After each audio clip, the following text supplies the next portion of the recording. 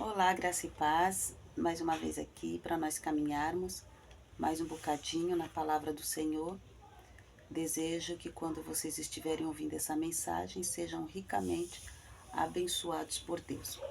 Hoje, domingo especial, eu quero conversar com vocês sobre o capítulo 24 de 2 Crônicas. Eu estava lendo esse capítulo e eu fiquei pensando, né, como que o ser humano ele é propenso à idolatria, como que o ser humano ele é propenso a abandonar Deus. Mas o mais intrigante é os cristãos, aqueles que conhecem Deus, ter essa facilidade em abandoná-lo. Segundo Crônicas 24, vai falar sobre o reinado de Joás.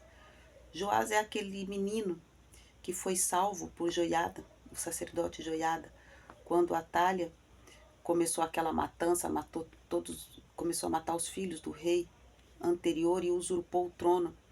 E Joiada organizou todo um esquema, né, todo para colocar Joás no trono que pertencia a ele, que era dele de direito. E agora no capítulo 24, nos conta a história de Joás, que ele tinha 7 anos quando ele começou a reinar. E Joiada foi o tutor dele, foi o mentor dele. Ele ficou ali como pai, como sacerdote, aconselhando. E Joás começou muito bem. Joás começou pelo certo. Ele começou a restaurar o culto a Deus, que o povo estava aquela loucura, servindo outros deuses, porque a Atalha tinha destruído tudo. E ele repara todo o templo, ele reconstrói todo o templo, ele coloca um gasofilácio ali na porta, as pessoas levam as suas ofertas, ele contrata pedreiro, né? E quem fica na frente dessa obra é o sacerdote Joiada. Então, junto com o templo restaurado, junto com os objetos, o culto a Deus, as festas, tudo aquilo foi restaurado. Então, estava assim, uma maravilha. Até que, aos 130 anos, Joiada morre. E quando Joiada morre, os príncipes vão diante de Joás e fala para ele, vamos fazer tudo diferente? Vamos mudar tudo aqui no versículo 17. E o rei ouviu os príncipes e eles deixaram a casa do Senhor. E os cultos aos ídolos voltou tudo. Aí Deus levanta um profeta. Deus levanta um profeta para os reconduzir, para dizer, olha, você está errado.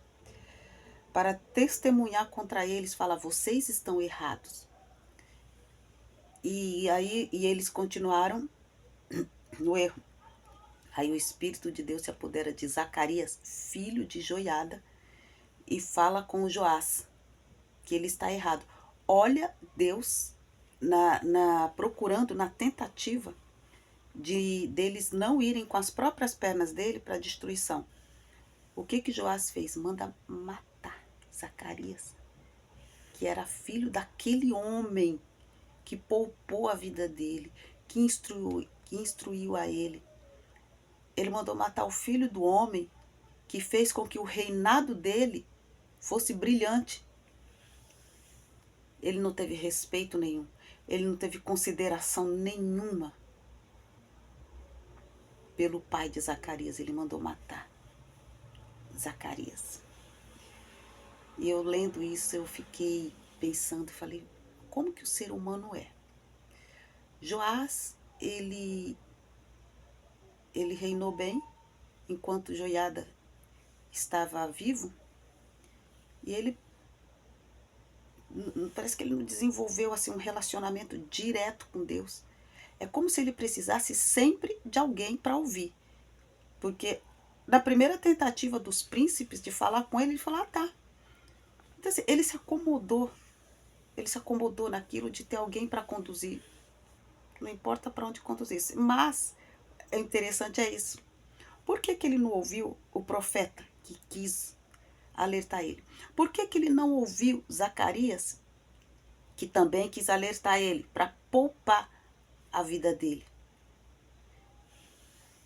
Eu acredito que é porque ele esqueceu de uma coisa. Durante o tempo de vida de Joiada, ele não desenvolveu um relacionamento profundo com Deus. Ou ele pensou que o reino dele estava estabelecido de tal forma, porque até ali ele só tinha conhecido vitórias. A derrota lá de trás, quando ele era muito pequenininho, antes dos 7, ele foi derrota, né? Porque ele teve os irmãos mortos, mas a vida dele foi poupada. Depois ele se tornou rei e o reinado dele foi um sucesso, foi brilhante. Eu acho que ele pensou assim: Deus não vai ter coragem de fazer nada contra mim. Eu sou um menininho de Jesus. Tem muita gente que pensa isso. Deus me deu tudo. Se foi Deus que me deu, ninguém vai tirar. Ninguém vai, mas ele vai, porque foi ele que deu. E se ele perceber que aquilo que ele te deu vai te destruir, ou, que é pior, não vai só destruir você, se aquilo que Deus te deu vai destruir vidas, porque ele era rei, ele tira sim. Antes de findar o ano, subiu contra Joás. Ele matou Zacarias. Então, meses depois, o exército dos sírios, vindo a Judá e a Jerusalém, destruíram todos os príncipes. Pegaram os despojos, saquearam o templo. Tudo aquilo que ele construiu, foi tirado.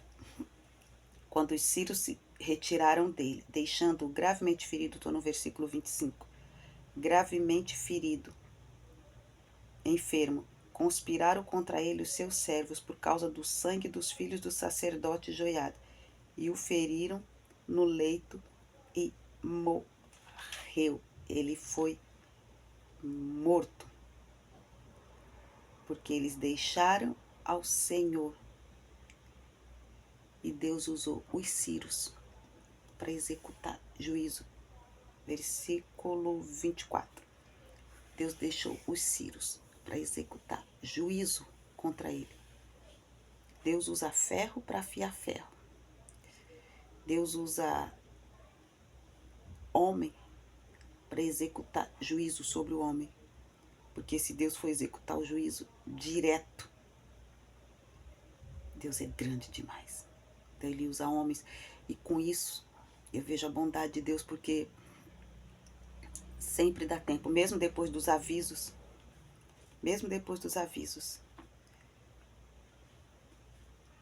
Quando Deus usa um outro ser humano para executar juízo, para nos corrigir, para nos destruir, a gente ainda tem tempo. E às vezes a gente vê as pessoas se queixando das outras. A gente vê pessoas destruídas, seja em qual área for. As pessoas são destruídas e culpa outras pessoas. E tem uma coisa que eu sempre estou falando para o Senhor: Senhor, é tão difícil a gente ser usado para exercer juízo sobre outras pessoas. Porque Deus usou os sírios. O Senhor levanta pessoas. E muitas vezes estas pessoas que Deus levanta para exercer juízo sobre os dele, estas pessoas enxergam Deus e essas pessoas se convertem. Enquanto aquele que já conhece Deus há tempo é destruído. Quem sabe você está se queixando porque o inferno se levantou contra a minha vida. Será que foi o inferno? Será